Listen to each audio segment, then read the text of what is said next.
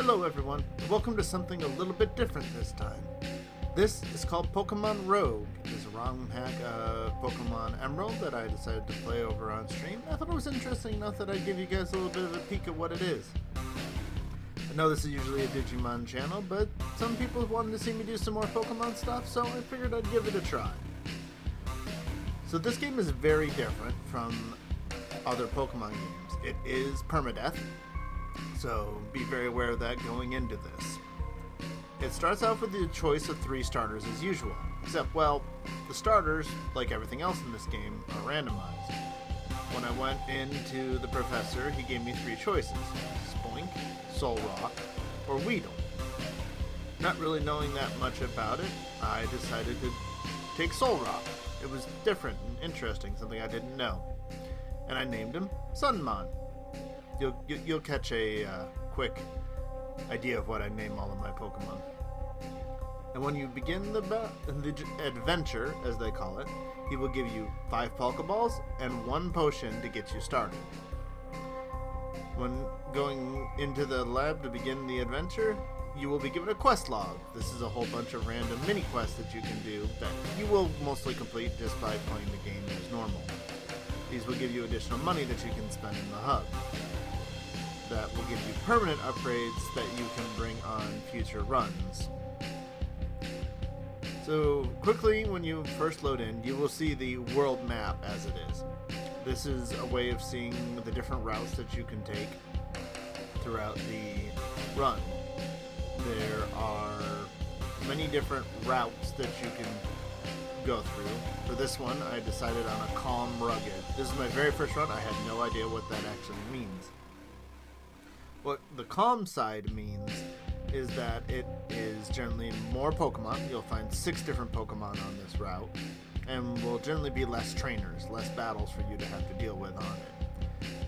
And the rugged influences what kind of Pokemon will show up there. So the very first wild Pokemon that I need is Aerodactyl. And, just like any other game, you can catch wild Pokemon. So, the very first Pokemon that joined the team was Terramon. We caught him and he joined us. You'll find many items lying around, many more than you will find on most normal routes in Pokemon game. It will usually give you 3 of whatever item they give you. Whether this is healing items, Pokeballs, or any other TMs, there can be just about anything lying around. So anything that you find is good to pick up. And quickly, as I was defeating wild Pokemon, I realized each wild Pokemon you defeat will give you 3 levels to everyone on your team. So there's very little grinding in this game at all. You can quickly move through. You will find that each area has an exit that is fairly obvious to find. Many of them have a cave like this here. So once I was done there, looking at the choices, I went to an average energetic. Average will be a moderate number of Pokemon and a moderate number of trainers. This is where I fought my first trainer. They only had 1 Pokemon that was pretty low level, so it was fairly easy. Generally, most random trainers you find are not a big deal. Just do remember, healing is very limited. As you move along, you will also find many berries along the routes. Definitely pick those up. Not all berries are particularly useful, but there are some that are very good. So, the next wild Pokemon we found was an Elekid. So, I didn't have an electric type, so it seemed like it would find enough addition. Kukuamon joined the party. Now, this type of stop that I went into is called a battle prep stop. This place has movement tutors, and it has enhancement items that you can find, such as things that will increase the power of poison moves, or if you're looking for items that you will have to buy in order to evolve certain Pokemon, you'll find them here. The move tutors are a bit expensive, and definitely I did not use any here in my first stop. So once you finish the route, you will find that there is a mighty trainer at the end. This is your gym battle. Here you will find 3 things. You will find a trainer there, who is a very easy just battle with a Chansey that will cap your Pokemon's level. And by level cap, it means that it will go up to level 15 for your first badge, and then go up by 10 between every battle, between every gym. You can get another 10 levels. The healer here is a bit snarky, she's a bit fun, and you can use her heal for free once per run. And it gets very expensive after that, so be very careful when you decide when to use her. And the statue will also tell you what gym type is coming up for a certain amount of money. I had no money early game, so I decided that it was time to take on the first gym. And it turns out to be Watson. It's one of the random gym leaders from the Hoenn region, because this is Emerald. And so I decided to battle him. Sunmon was out first. First came out his Electrike, which wasn't a problem for him. Being a rock type, there wasn't a lot of damage they could do. Next came out Maidon, who just encored me, so I had to keep destroying him with Rock Throw. And finally, Elekid, who also went down really easy. This first gym battle was not very difficult. So, then you move on to the next map, and it's just another map just like the previous one, randomly generated. Lots of different choices that you can take, though many of the choices don't feel like they matter too much. So moving along, I decided, since I was low on money, the trainers that I found, made sure to beat them up, gave me a few levels, started to gain some more moves. Along this route, I found a wild Wurmple. And while I know bug types aren't exactly the strongest, I decided, hey, why not have a Kunimon join the party? And that was all for that route. Moving on to the next route, doing some more training against trainers, my Kunimon was able to evolve into a Cascoon, and his moveset was terrible, as is for many early bugs. On that same route, we found a wild Tentacool. So, in order to diversify the party, Jellymon joined the group as well. Yes, I will continue to name them all Digimon. On this route is also where I learned that HMs, you do not have to teach them to a Pokemon to be able to get through obstacles. Things like Cut here will just be done, even though I did not teach it to any of my Pokemon. Continuing along, continue to beat up trainers because I want money. You know, that's just typically what you do in these Pokemon things. Beat up young kids so you can steal their money. The next stop that I decided to go to turned out to be a Mart Rest stop. This will have all of your consumable types that you can buy here.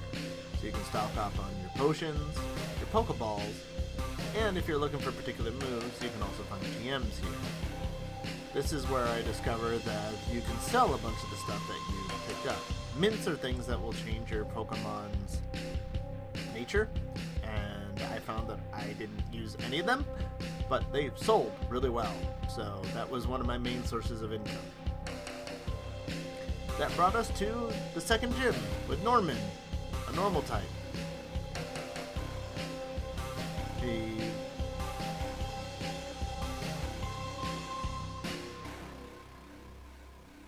Turns out, the second gym isn't that big of a deal either. Sent out Teddiursa, which my Terramon just soloed. Porygon was next. Terramon had no problem just beating him up. Girafarig came out. Psychic type. Did him no problem. Then a Furry came out. Just ate through him too. And so far 2 gyms were down and everything was seeming really easy. I was lulled into a false sense of security, let us say here. So, moving on to the next route, decided to get into another trainer battle so that Kunimon could finally become Dustox and finally start to become useful and learn some good moves then. One more trainer battle, and then we got our Kakuamon to finally evolve into Electabuzz, and Jellymon evolved into Tentacruel. So the party was starting to look pretty decent. On that route, we found a wild Spheal. Even though I had a water type in Tentacruel, it was ice. Ice was different. I didn't have any of that on the team, so Gomamon joined the party. Though I quickly learned that being someone that doesn't play a lot of these Pokemon games, I didn't know my types as well as I thought I did. So, battling against the Sneasel, I suddenly learned that Rock smashes ice. This will not be the first time that I mess up type advantages, and sometimes definitely not for my benefit. But in so doing that, Gomamon evolved into Celio. And moving along, we decided to beat up this trainer because, well, she was hoarding 3 little items in the corner. I was very disappointed she didn't have dragons. At the next Mart stop, I decided to buy a Poison Barb because I had a couple of Poison type Pokemon, so it seemed really good to pick up one of those. And this is where I finally actually looked into the move tutors. They are a bit costly, but you can see that some of them, if you're willing to look through enough, have some decent moves. There definitely are some things here that you can do to round out your team. So, on to the next Mystic Trainer, Gym Battle 3, with Lisa, who's a Psychic type.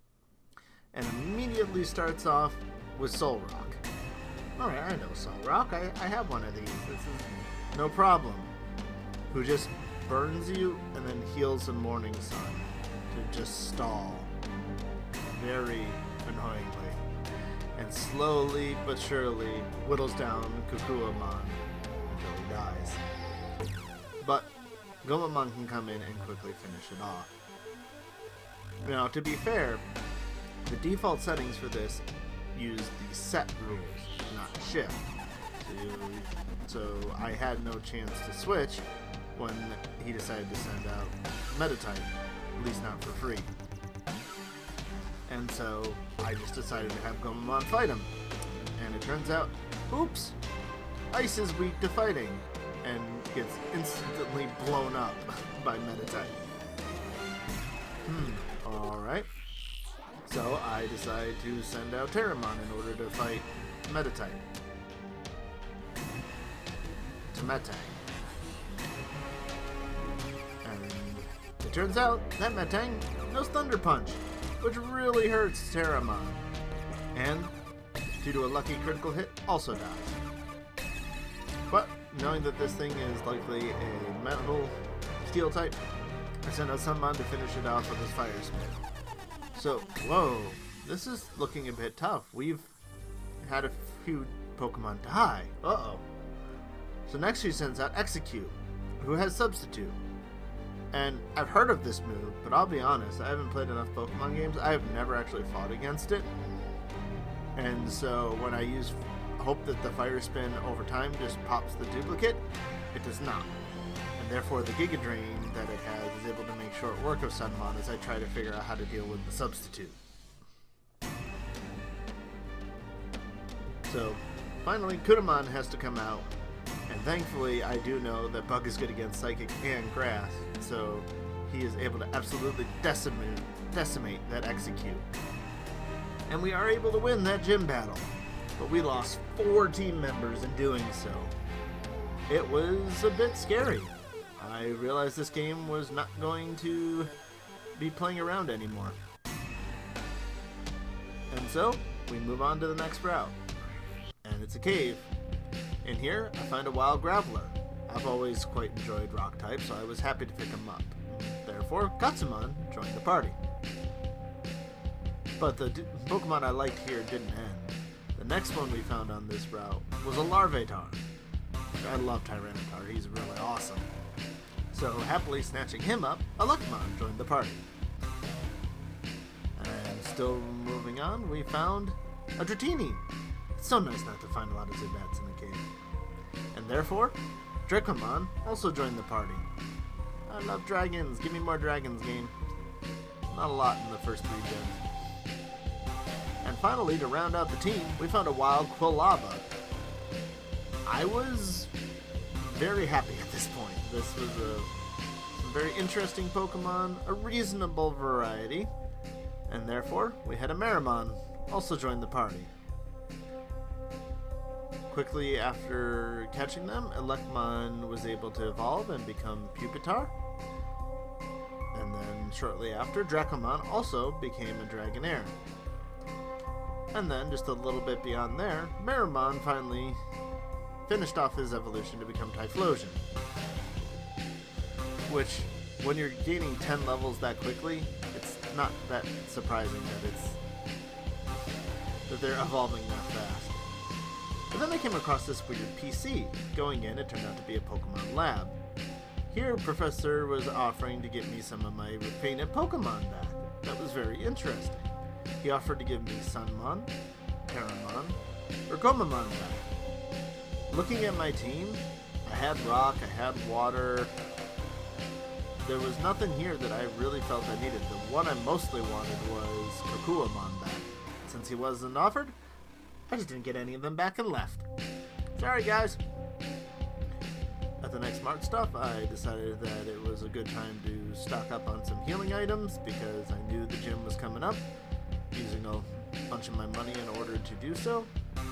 I finally decided to use that trainer in order to actually level up and found just how easy they were. Not a problem. That Chansey can barely hurt you, if anything. And for the first time, I finally used the statue. Using $4,000, I learned it was Rock type. Which, looking through my team, that wasn't the worst. I didn't have a lot that was too strong against them, but it wasn't bad. It turned out to be Roxanne. But now, starting with the 4th gym, they automatically have their favorable weather type. So there's a sandstorm immediately and always in this battle. It starts off with Gatsumon versus Magcargo. And thanks to Gatsumon's Earthquake, we could absolutely destroy that Magcargo with no problem early on. Next, they came out with an Aerodactyl. I decided to switch out to Jellymon because Aerodactyl would be immune to the ground moves that I used in the previous one. But Jellymon turns out to not be able to hold up too well to him, and she's able to set up Toxic Spikes before going down. I send out Dracomon because of the water move in order to take out Aerodactyl, but instead just gets one shot by a Stone Edge, and that's the end of Dracomon. Gatsumon comes in and finally uses the Rock move in order to finish off Aerodactyl, which I totally had assumed that Rock was resistant to Rock. So that is why I didn't immediately do that. Whoops! Sorry, guys! So next comes out is a Sudowoodo, who gets immediately poisoned. And it does a lot of damage, but Gatsumon is able to do enough that with the combination of the poison, they take each other out. So, more Pokemon down, and I'm starting to run out of Pokemon that are good against Rock. A Luckamon emerges, along with their Kabutops, who literally just uses Rapid Spin to get rid of my Toxic Spikes and leaves. Next emerges a Nosepass, so that it can't do enough damage to a Luckamon that he can slowly whittle him down.